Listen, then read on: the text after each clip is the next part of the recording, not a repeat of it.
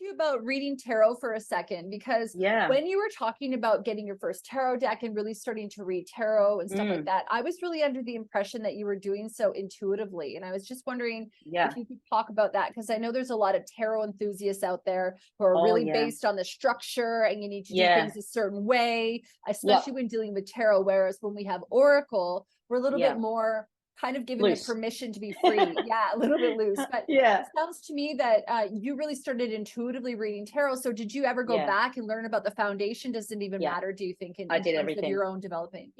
I did like a whole year course on tarot after I started reading. I did start reading intuitively. I knew a little bit about numerology, and I've always been fascinated with symbology, which was quite apparent in tarot. But I could intuitively, I think what I was doing more was psychically reading the cards, as because intuitive comes from within and psychic comes from without.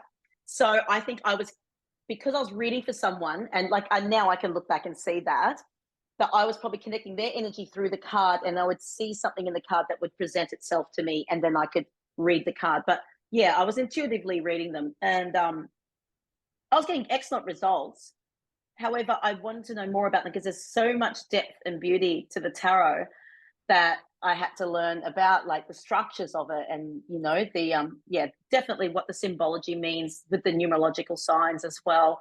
The story of, from the fall through to the judgment, that there's an absolute journey in it. And I prefer my Rider-Waite. I used to absolutely not detest them, but I never used to use those cards because they used to frighten me because they're just so straight to the point. They're my first deck at 13, and it turned me off tarot because they freaked me out. They were hardcore. I think my first deck was the Mythic, and the Mythic is so beautiful. It really resonates with me. But bread and butter for me is the Rider-Waite, which I absolutely love. But when I teach tarot, I teach to read intuitively, but then I also teach the structured. And now I do a cross of both.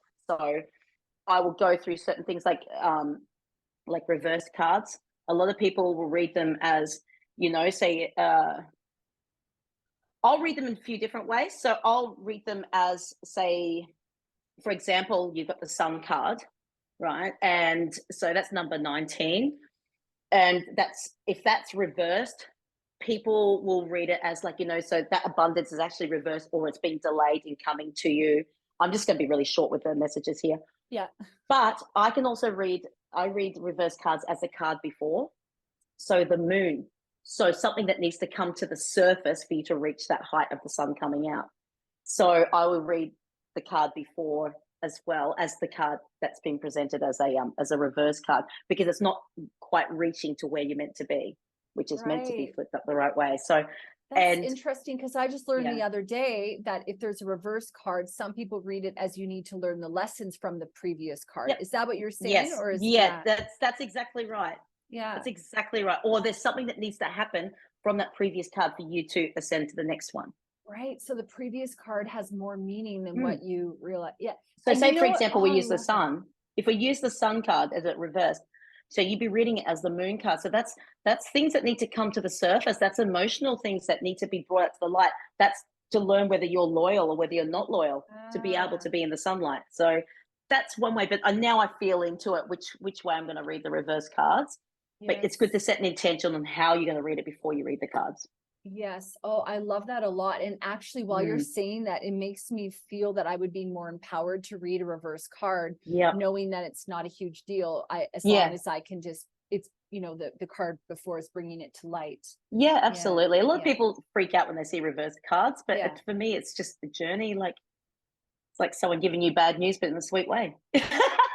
Or a more empowering way. It's an empowering way. I believe that cards should be more like a prescription rather than like a diagnosis. I think it should just be, because I believe the future's written in sand, not stone. And I think it's very, very important. Like my readings I'm very particular about empowering my clients. I will vet their questions.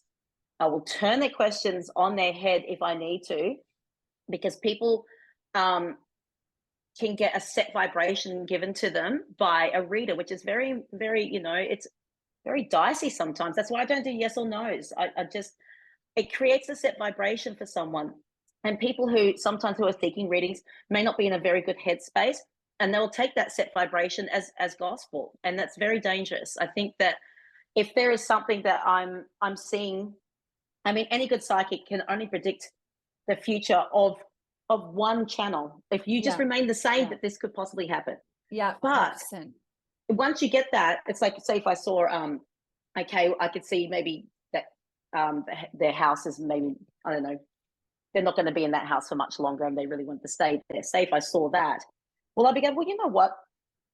Let's write another prescription. How can we change this? This isn't the outcome we want. Let's change it. What can we do? What can we bring in? And then I could bring in another card. It'll say, tighten up this budget, or seek like help from friends. And there'd be like friends that maybe they were fighting with. Well, let's try and repair those relationships. So you can always change your path. And the tarot and oracle provide they're an amazing tool because they can provide so many pathways, and not just indicate a certain future, but they can prescribe a whole different road to get to a different future. So yeah, I think they're wonderful. That's so well said. I absolutely love that. And what came to me when you were talking about that too was that, when we hear voices in our mind, and for you and me, we're clairaudient, so we can hear spirit we can hear it in our inner ears, sometimes in our outer ears too, but in our inner ears.